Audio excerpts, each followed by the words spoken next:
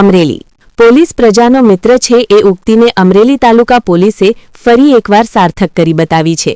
છેતરપિંડીનો ભોગ બનેલા એક મધ્યમ વર્ગીય અરજદારની વહારે આવીને પોલીસે તેને ડૂબેલા નાણાં પરત અપાવી માનવતાનું ઉત્તમ ઉદાહરણ પૂરું પાડ્યું છે।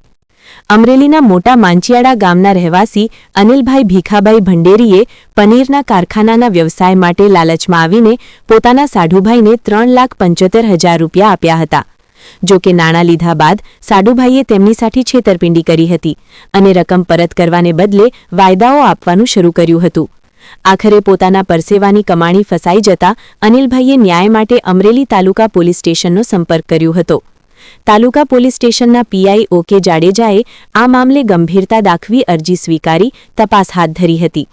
પોલીસ દ્વારા કરવામાં આવેલી તટસ્થ કાર્યવાહી અને મધ્યસ્થીના કારણે સામે પક્ષે રકમ પરત કરવાની તૈયારી દર્શાવી હતી।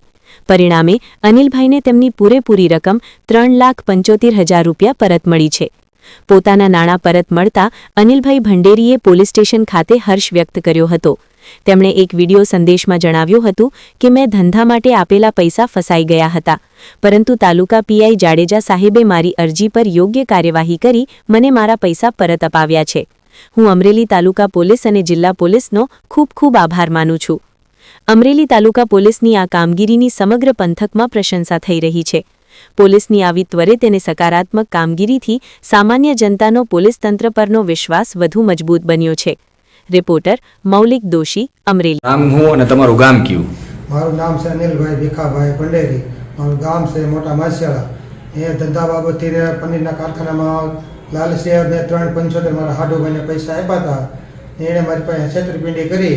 એ પછી તાલુકા પોલીસે મેં જાડેજા સાહેબને અરજી કરી, પૈસા પરત નહોતા આવતા તે અરજી કરી, તે પરત પૈસા પાછા દેવરાવ્યા। ખૂબ ખૂબ આભાર તાલુકા પોલીસને, જિલ્લા પોલીસનો।